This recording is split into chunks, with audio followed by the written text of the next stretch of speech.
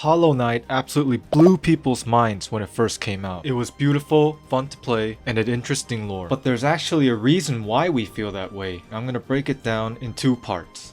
Imagine being dropped into an unknown world. Your very first instinct would be to gather information on your surroundings to know what's going on. And this is where Hollow Knight shines. The world of Hallownest actually feels alive. It's a world that already existed, one that has a history. Even though you're the protagonist, other important things have clearly been happening in this world, and Hollow Knight doesn't shove all that information in your face, like those games that slather the first hours of gameplay with seemingly important cutscenes and become non-existent as soon as they end. Hints of what happened are scattered across the world of Hollow Knight, and while some people think this is just some trend Dark Souls started, I'd like to ask that you think again. Let's say you traveled to a new city. Will some random person jump up and let you know the whole history of the place? Probably not.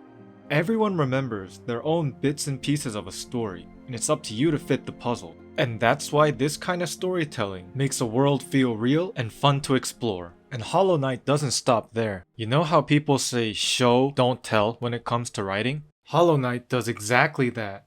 It uses a unique color code to show, not tell, its world. Each of the regions has its own unique color code that distinguishes them from one another, with story elements here and there as well. And these visual cues act as a guide in exploring Hallownest. Take a look at this path from Forgotten Crossroads to Green Path. The little bit of greenery shown as we get near Green Path lets us know that we're entering a new region.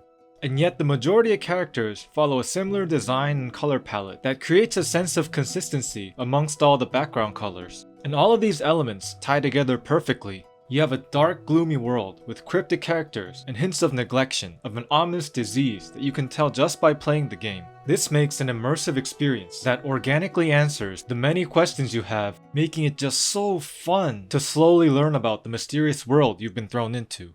Oh yeah, and did I mention that Hollow Knight's gameplay is as smooth as butter?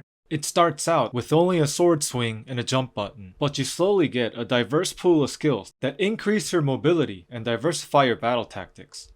You start off with projectiles and end up with iframes, double jumps, and special attacks that make your gameplay so much more stylish. And this smooth progression is actually something that even some of the best games don't do well. And boss fights, while not as explicitly as, say, traditional Legend of Zelda games, encourage you to fully utilize these skills as well.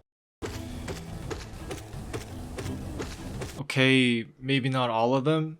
But even if they don't, there are a ton of bosses that have patterns diverse enough for the game to constantly feel fresh. You've got double bosses, bullet hells, sword fights. What's more to ask when the controls are fluid and the animations are smooth? But it's not just the sheer number of bosses that makes gameplay fun. Every little bit of the game pushes for you to be creative and find what works best for you. Take a look at the False Knight, the first boss of the game. Traditionally, a first boss foreshadows how the rest of the game will play out, and the False Knight has two creative tricks you can make use of: hitting back projectiles and the secret boss skip. Anyone who discovers something like this at the very beginning of a game will keep looking out for exploits, which leads us to the unique pogo jumping system. The game basically challenges you to find the best ways to exploit this trick and go to areas you were never supposed to go to. And this is Hollow Knight's own twist on the Metroidvania formula, where backtracking and discovery are key factors. You go in expecting a traditional Metroidvania, and end up trying to find ways to not play it like one. And there's actually a bonus I'd like to share with those of you who stuck around until now. This is the Kickstarter page for Hollow Knight, and it's one of the very, very few games that actually kept their promises and go above and beyond that. Heck, even Silksong is part of their legacy to keep the Kickstarter promise they made. And this resonates with fans because it genuinely shows just how much Team Cherry actually cares about the game that they made. And this sort of love for the game transfers directly into the Hollow Knight community. This game is still on the front page of speedrun.com, and it still garners several hundred views on Twitch 6 years after being released. In short, good games make things look and feel natural, from the world, to the lore, to the characters. And Hollow Knight executes all these points with its own finesse. But that still doesn't mean I understand the infinite delays for Silksong. Thanks for watching, don't forget to leave a like and subscribe. Stay tuned for videos on these upcoming topics.